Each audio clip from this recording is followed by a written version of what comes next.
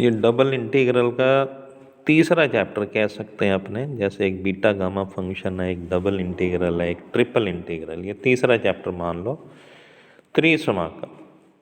जैसे द्विसमाकल में मैंने तुम्हें बताया था दो बारी समाकलन करना होता है, एरिया को रिप्रेजेंट करता है।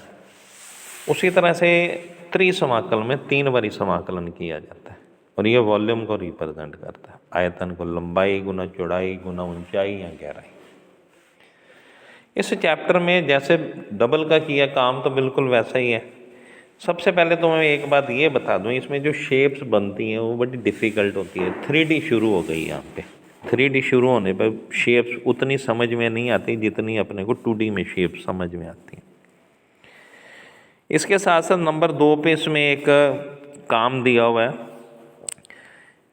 ये डिरिचलेट इंटीग्रल का। डिरिचलेट इंटीग्रल में एक फॉर्मूला बनता है हमारे पास, x की पावर l-1, y की m-1 और z की n-1 into dx dy dz। आगे ट्रिपल इंटीग्रेशन का निशान होता है और ये गामा l गामा m और गामा n के बराबर, होल अपॉन में gamma l plus m plus n plus 1 के बराबर होता है। जहाँ x का मान greater than 0, y greater than 0, z greater than 0 और x plus y plus z less than equal to 1 होता है।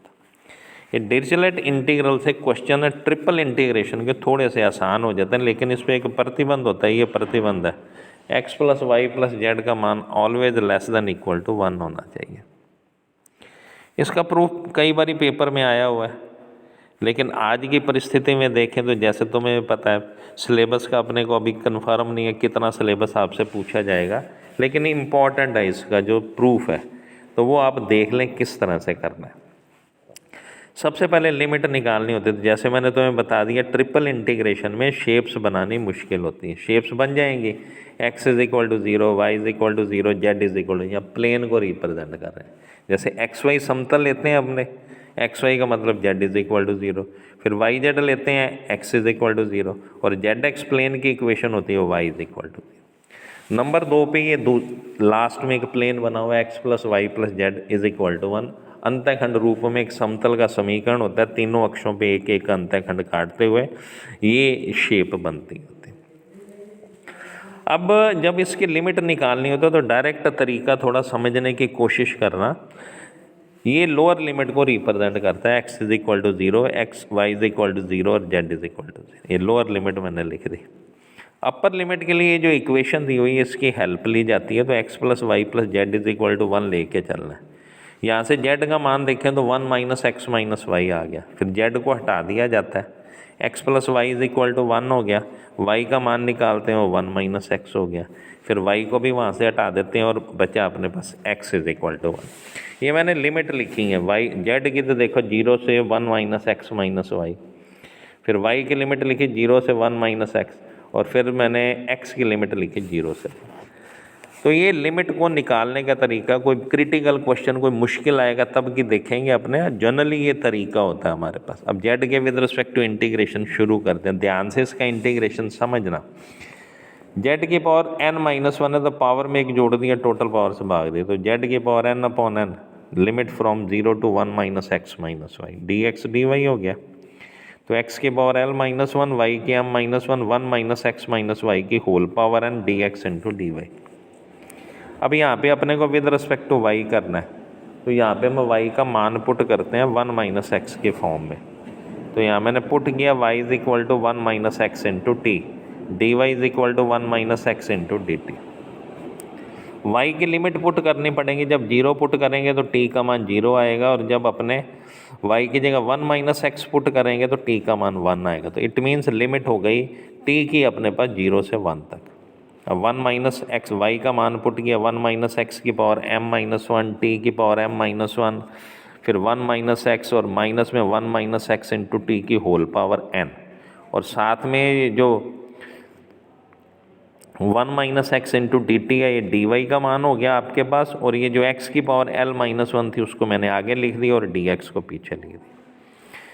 फिर अंदर पावर सारी इकट्ठी कर दी, तो 1 माइनस एक्स की पावर बन गई मेरे पास m प्लस एन, टी की पावर m-1, 1 माइनस टी की power n into d T बना, इंटू में डी एक्स हो गया।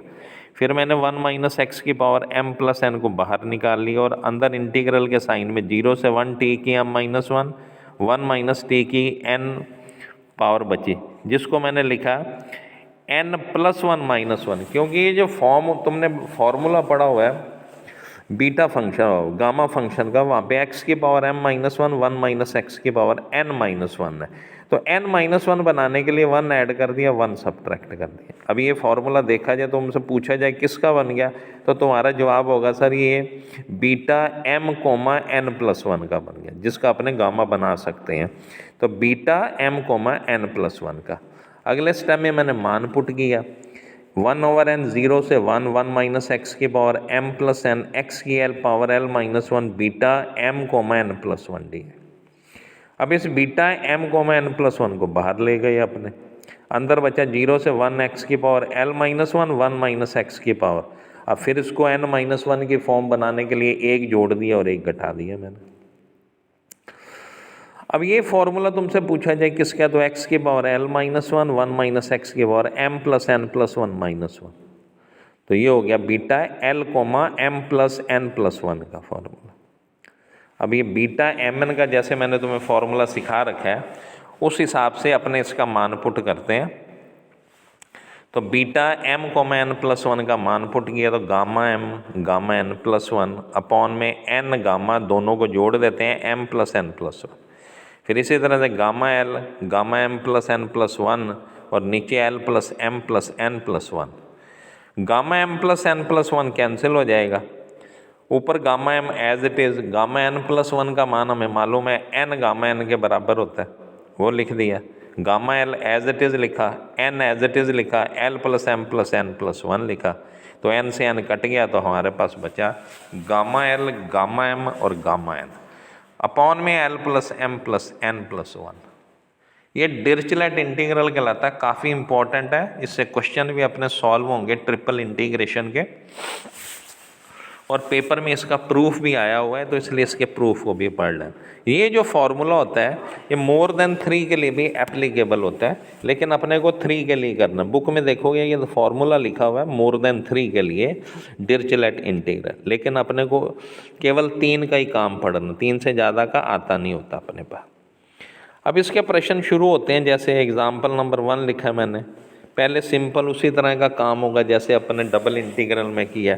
पहले वो क्वेश्चन आते होते हैं जिसमें लिमिट पता होती है अपने को।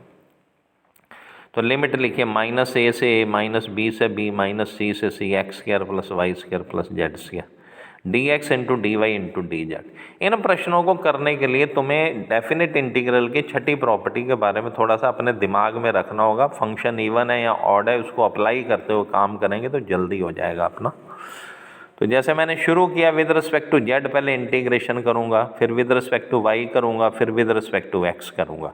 तो जेड के विद रिस्पेक्ट टू किया तो मेरे पास आ गया x square plus y square into Z plus Z cube upon 3। अब ये क्योंकि इवन फंक्शन है विद रिस्पेक्ट टू जेड देखा जाए, जेड की जगह माइनस जेड पुट करने पे फलन में कोई परिवर्तन नहीं होता, चिन्ह पे कोई परिवर्तन नहीं होता। तो ये इवन फंक्शन है तो ये इवन फंक्शन की प्रॉपर्टी लगा दी मैंने 2 0 से c। इंटीग्रेशन करके मान पुट कर दिया, 2c बाहर ले गया, बाकी क्वेश्चन को एज इट इज लिख दिया।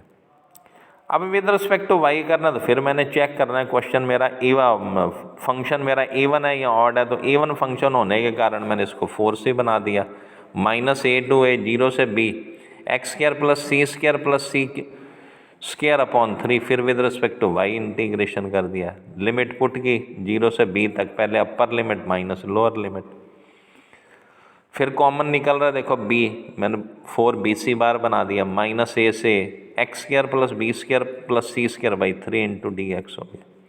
फिर चेक किया मैंने फंक्शन इवन है या ऑड है, तो इवन फंक्शन होने के कारण फिर मैंने इसको a 0 से a कर दिया और 2 से मल्टीप्लाई कर दिया। तो 8bc 0 से a x square plus b square plus c square by 3, फिर विद रिस्पेक्ट टू एक्स किया और ये क्वेश्चन का आंसर आ गया 8abc upon 3 a square plus b square.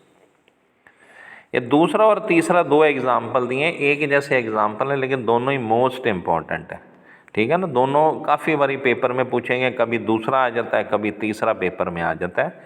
तो ये तीसरा एग्जाम्पल मैंने जो लिखा है इसको ज़रा देखना। 0 से log 2, 0 से x, 0 से x plus log y, e की power x plus y plus z into d x d y और डी जेड। पता है तुम्हें z की लिमिट है 0 से x plus log y, y की लिमिट है 0 से x और x की लिमिट है 0 से log 2। पहले विद रिस्पेक्ट टू z करना है तो इसको ब्रेक कर दिया, e की पावर में x प्लस वाई को अलग कर दिया, e पावर z को अलग कर दिया। e पावर z का इंटीग्रेशन के e power z upper limit minus lower limit. अब यहाँ पे ध्यान से काम करना, जब लोअर लिमिट पुट करोगे e की पावर 0 वो 1 के बराबर हो जाएगी। e की पावर x प्लस वाई को अंदर ले गए, ब्रेक कर दिया। अब विद रिस्पेक्ट टू y करना अपने को इंटीग्रेशन, तो पहले इसको अंदर ले जाके खोल लेना, उसके बाद इसका इंटीग्रेशन करना। विद रिस्पेक्ट टू y किया अपन ने, u इंटू वी से डिफ्रेंशिएशन किया, यानी कि बाई पार्ट्स विधि से इसका इंटीग्रेशन किया। y इंटू ई पावर वाई है, तो तरीका तुम्हें पता है, पहला फंक्शन वैसे का वैसे, दूसरे का समाकलन, माइनस पहले का अवकलन दूसरे का समाकलन और पुनः जो बचेगा उसका समाकलन। ये फॉर्मूला होता है बाई पार्ट्स का, आपको पता है। ये integration with respect to y के, ध्यान से इसके स्टेप्स पढ़ना, जल्दबाजी नहीं करना इस क्वेश्चन में, क्योंकि यहाँ पे नेगेटिव पॉजिटिव की कई बारी गलती हो जाती है। सॉल्व किया विद रिस्पेक्ट टू x, फिर इंटीग्रेशन किया मैंने, ये इसका आंसर बनाया 19/9। अच्छी तरह से इस प्रश्न को आप पढ़िए, क्योंकि ये पेपर में काफ़ी बारी आया हुआ है, तो कहीं ऐसा ना हो कि स्टेप में आपकी गलती हो जाए। Thank you.